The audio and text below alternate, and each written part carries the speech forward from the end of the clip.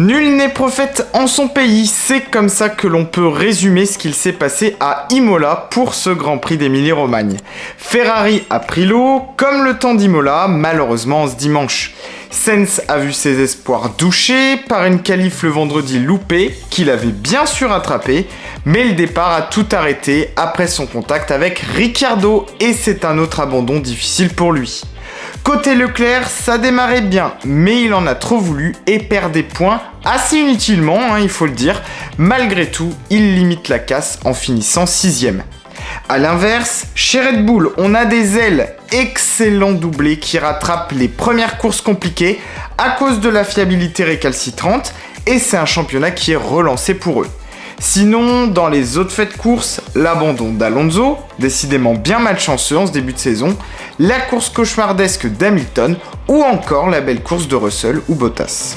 Ce week-end, c'était le retour du format des qualifs sprint. Alors quel pilote, quelle équipe en a profité et au contraire qui s'est planté? Eh bien on regarde ça ensemble, c'est le top et flop, c'est parti.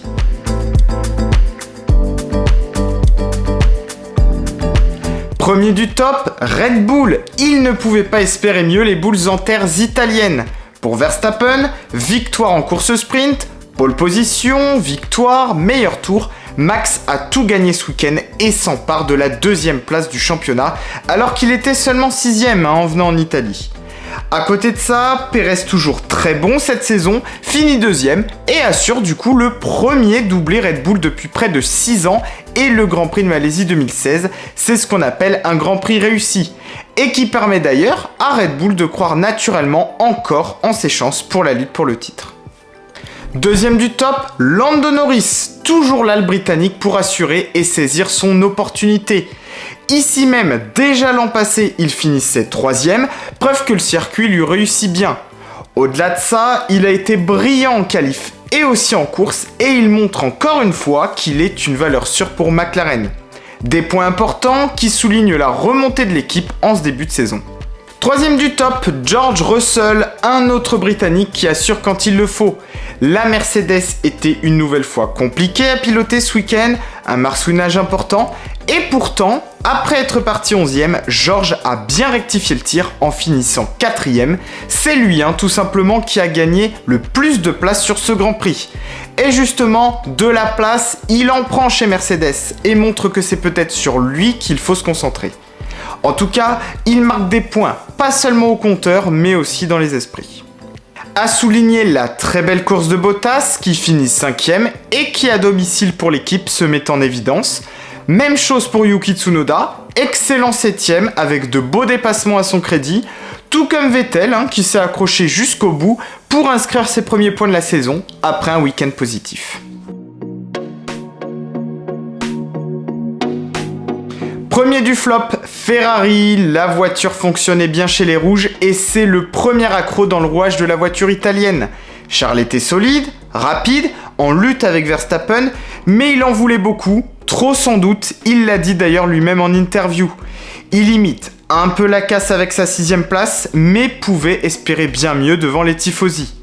Pour Carlos, ça s'est bien vite terminé. Après un contact avec la McLaren de Ricciardo, un 2ème abandon consécutif qui fait mal pour l'Espagnol qui va devoir remonter la pente. Deuxième du flop, Lewis Hamilton. Mais où était le septuple champion du monde ce week-end?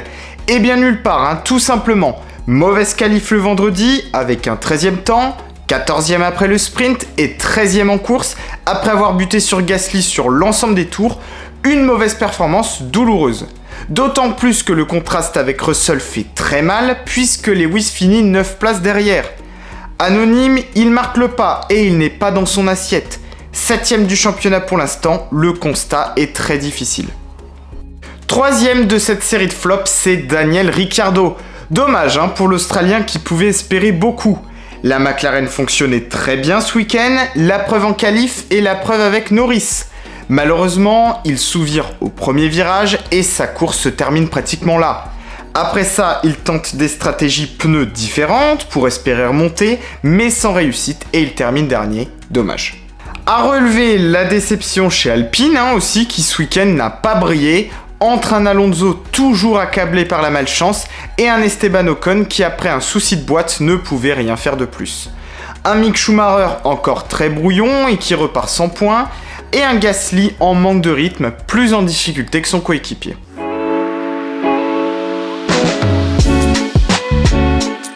Alors que certains voyaient le championnat jouer, il ne faut jamais s'asseoir sur ses lauriers en Formule 1. Et Red Bull prouve qu'ils ne lâchent rien et comptent bien eux aussi lutter pour le titre cette année. Ferrari retombe dans ses travers et encaisse un avertissement sans frais. Pendant que d'autres en profitent, comme Norris, Russell, Bottas, Vettel ou encore Tsunoda pour marquer des points significatifs. Au constructeur, ça se resserre nettement entre Ferrari et Red Bull. 11 points d'écart, pendant que Mercedes, grâce à Russell, parvient à se maintenir, tout comme McLaren grâce à Norris. Alfa Romeo remonte 5ème et AlphaTauri 7ème, pendant qu'Aston inscrit ses tout premiers points et passe du coup Williams. Prochain Grand Prix, c'est l'inconnu la plus totale, direction Miami sur la côte Est pour un Grand Prix spectaculaire. Et bien voilà, c'est fini pour ce petit débrief. Si ça t'a plu, je compte évidemment sur toi. Like, partage et abonnement. Prochain Grand Prix, direction les États-Unis. On s'envole pour Miami. On aura l'occasion d'ailleurs de faire une petite présentation du Grand Prix ensemble. Donc d'ici là, eh bien à très vite sur la chaîne, à bientôt.